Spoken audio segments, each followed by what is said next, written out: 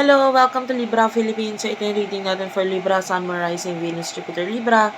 Take only what resonates. Bali, hindi ito magra-resonate sa lahat. Unfortunately, hindi ko makakuha lahat ng energy ng Libra sa mundo. Pero okay lang yan. Mga next readings pa naman tayo. Okay? So, let's start. This is for the sign of Libra. By the way, saglit kung inopen yung aking personal reading.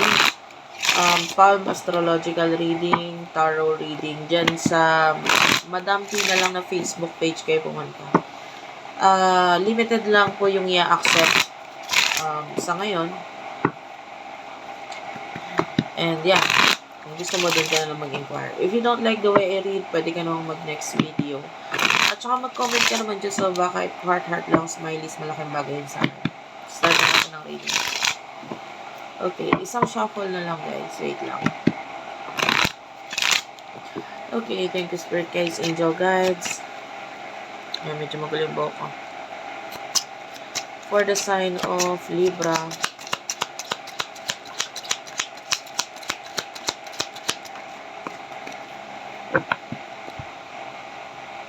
Ay, meron nga pala tayong isa pang channel, Air Sign Philippines. Please do check it out. Seven of Diamonds. Jack of Diamonds. Four of Spades.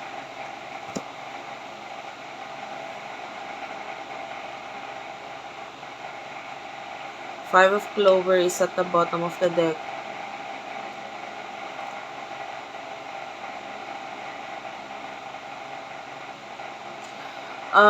So nakikita natin dito,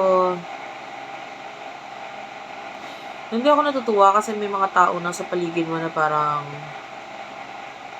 alam mo, parang kaibigan mo sila or okay naman sila pero behind your back, hindi sila okay.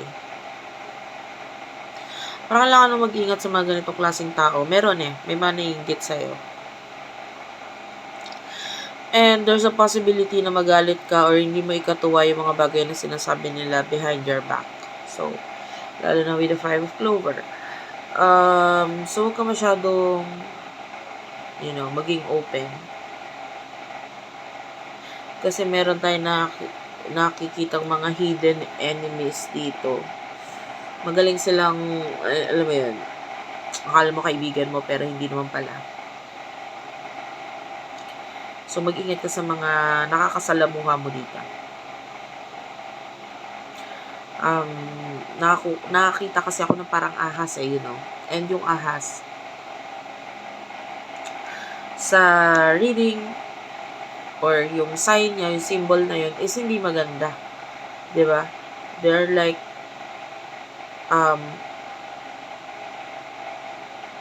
katulad ng literal na ahas. Magaling magtago yan sa damuhan. Pag nandiyan na yan, hindi makikita, katabi mo na pala. So, yun yung nakikita natin dito. So, mag-ingat ka sa mga nasa paligid mo. Okay?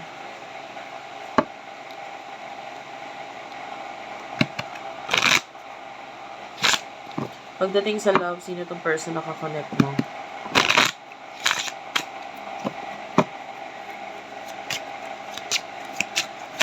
Take only what resonates, guys.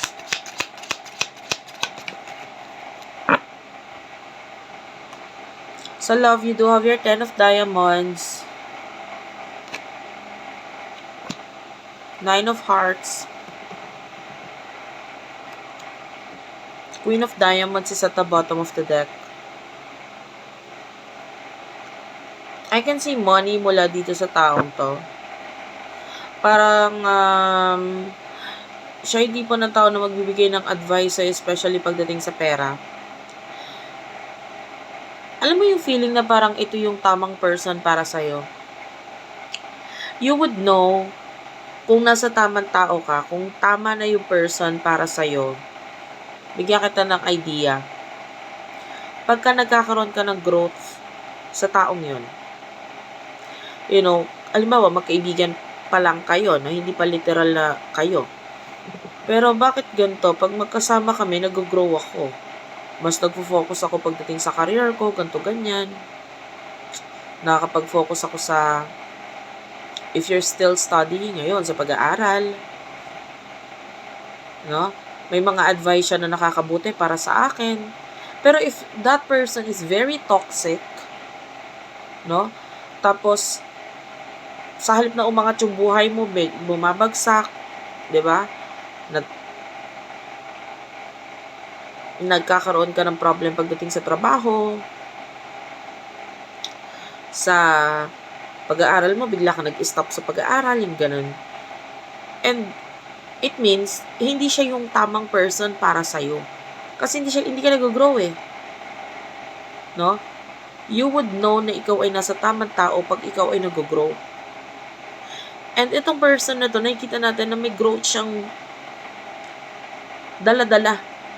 No? Parang ito, lucky charm mo na rin itong taong ito. Kasi nagkakaroon ka ng growth. Gumaganda ka, pumupogi ka. Eh, hindi totoo yung pag pumapangit ka or medyo lumalaki ka, kasama mo syempre of course iba yung pag nagkaanak na, no? Pero pag lumalaki ka, nagkakaroon ka ng mga bad habits at pumapangit ka sa isang person na kasama mo ngayon, karelasyon mo ngayon, meaning hindi ito yung makakabuti or hindi okay yung energy niya para sa'yo. I mean, astrologically speaking ha, meron tayong tinatawag na compatible. Yung halimbawa, itong sign na to compatible sa ganitong sign. Pero sa mismong, sa pag-aaral ko ng astrology, hindi lang sign yung pinagbabasihan kung compatible kayo ng isang tao. Hindi lang isang sign. Yung mga planets, pinagbabasihan din yan. And, malalaman mo compatible ka sa tao, hindi lang through astrology, ikaw na rin mismo makikita mo nag-grow ka, gumaganda ka, nagkakaroon ka ng mas maayos na buhay. Kahit wala namang ginagawa yung person na yun, as simple as yun yung effect niya sa'yo. So, malalaman mo, compatible kayo, okay kayo ng tao. Yan. Yun yung ibig ko sabihin.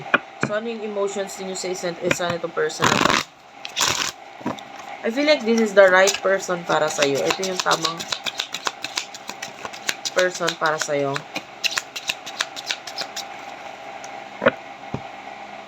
Four of Diamonds, Ace of Diamonds. Actually, wala kang pakialam sa love ngayon. I'm seeing that you're focusing on money. And ngayon, pwedeng nag-move on ka, nag-focus ka sa mga, mga mangyayari pang maganda sa buhay mo, especially pagdating sa pera.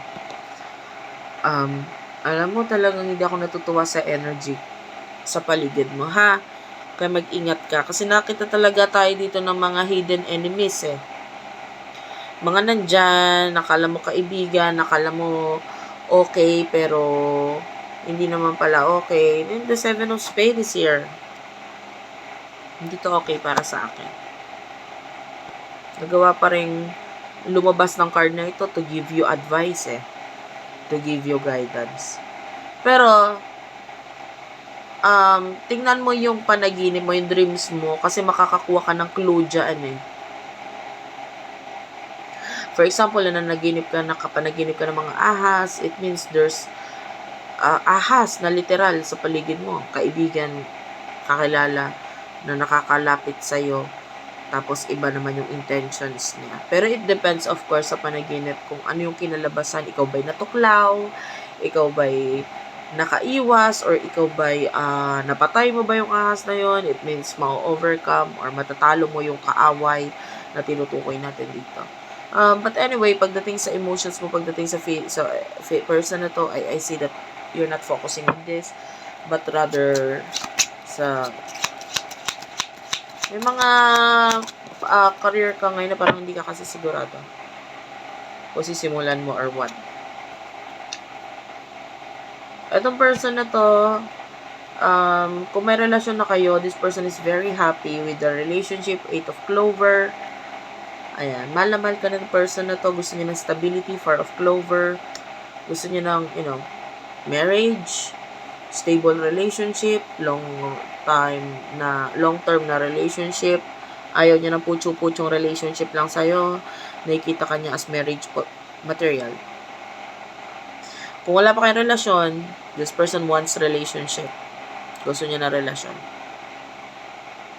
Kasi, nakikita niya nga sa'yo yung gusto kita, hindi lang sa kung ano yung, hindi lang emotionally gusto kita, gusto ko yung nakikita ko sa'yo, gusto ko yung mga meron ka, etc. So, lahat na nakikita niya sa'yo, gusto niya. Okay, so gusto niya na stable connection sa inyo. So, what will happen in the near future sa iyo? Seven of Hearts, Four of Clover. Oh, I can see stability pagdating sa'yo. At saka sa love, ayan, relationship. Nakita tayo ng stable relationship, stable love para sa'yo. May third person, tayo nakikita. Pero, hindi siya hadlang. Or, nakikita natin na na-overcome or baliwala lang siya. Parang issue lang siya minsan sa connection na ito.